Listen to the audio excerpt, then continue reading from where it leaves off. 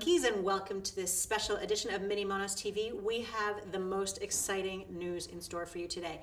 Here's what's happened. You might remember that Hatman asked some of you a while ago to be moggers and to submit your own video stories for us to put up on MiniMonosTV.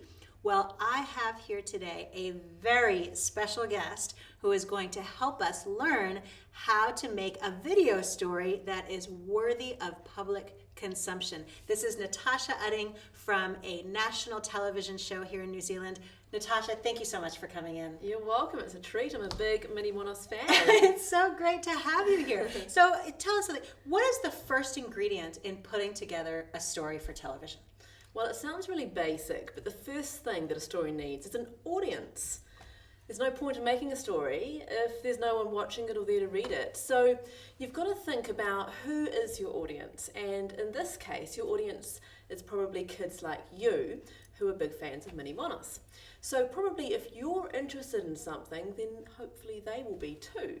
So think about the kinds of stuff that kids like you want to do, obviously what you've got in common, and then try and find a story idea that will fit around that. Okay, the next question, how do you get your idea? So you know you have an audience. How do you know what is a good story to share with them?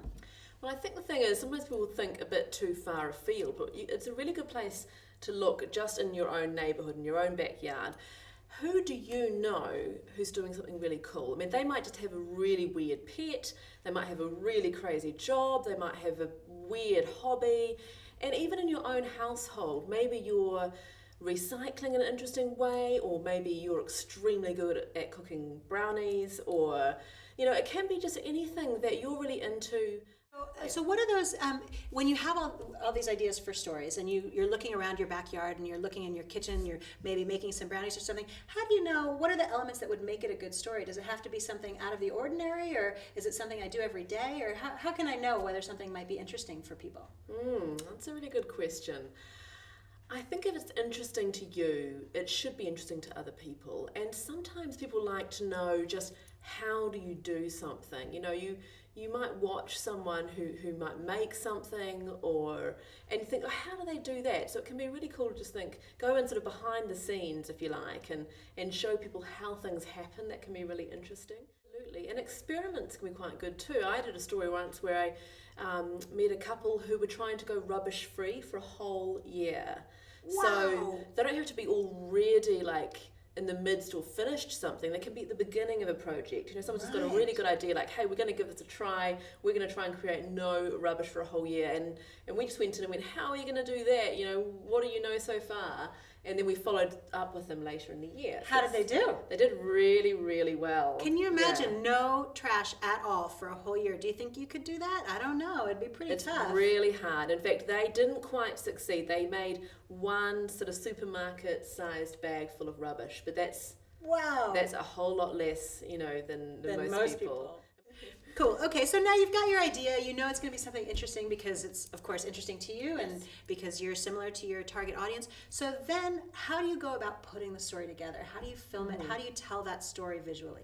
Okay, well, probably most of you don't have a TV camera, but you might have a handy cam, or you probably have a webcam on your laptop or on your telephone maybe.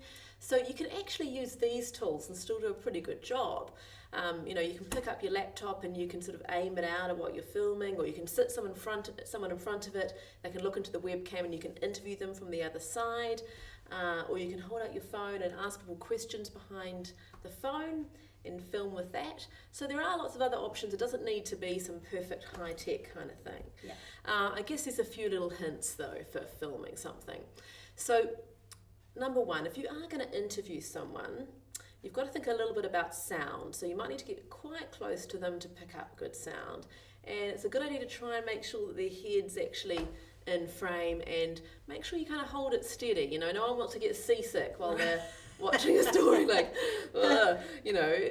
So hold it steady, try and get their head in frame, and ask them lots of interesting questions. And the good questions are just really, really basic, open-ended questions like, why are you doing that? Why is probably the best question you can ask anyone ever. And ask them a few times if they're not telling you properly, you know.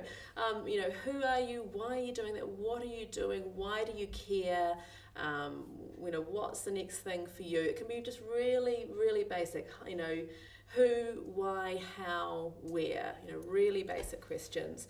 And now, to make good TV, even for MiniMonosTV, for YouTube or whatever, you've got to make it visual and interesting. Ideally, not just an interview. If someone's doing something really cool, you want to see what they're doing. So you can do the interview with them and then you can get some pictures of whatever they're doing.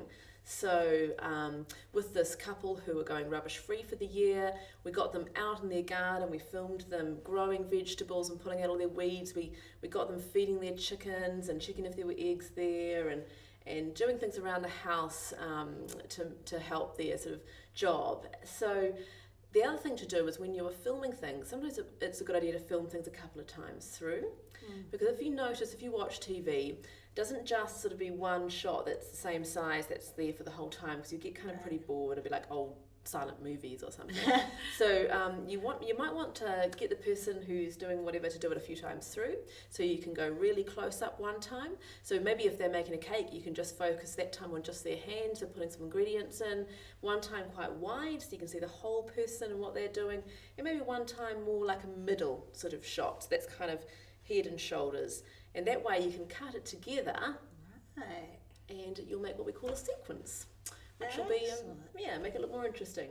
Excellent. Natasha, any final words of advice for our budding monkey reporter journalists? I guess just keep it really sort of focused, and editing is good. So when we make something interesting, it doesn't have to be that long. You just take the highlights, the best things, the key things, and find interesting ways to illustrate that.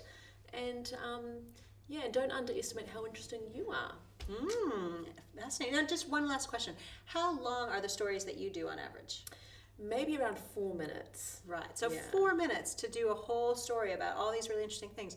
That's not a lot of time. So think about that, monkeys. Sometimes you can get a really good story with just a little amount of time. And the best thing is just have one focus, so that you might think of heaps of different ideas. Well, maybe they're separate stories. So just keep a short, clean focus with what you're doing.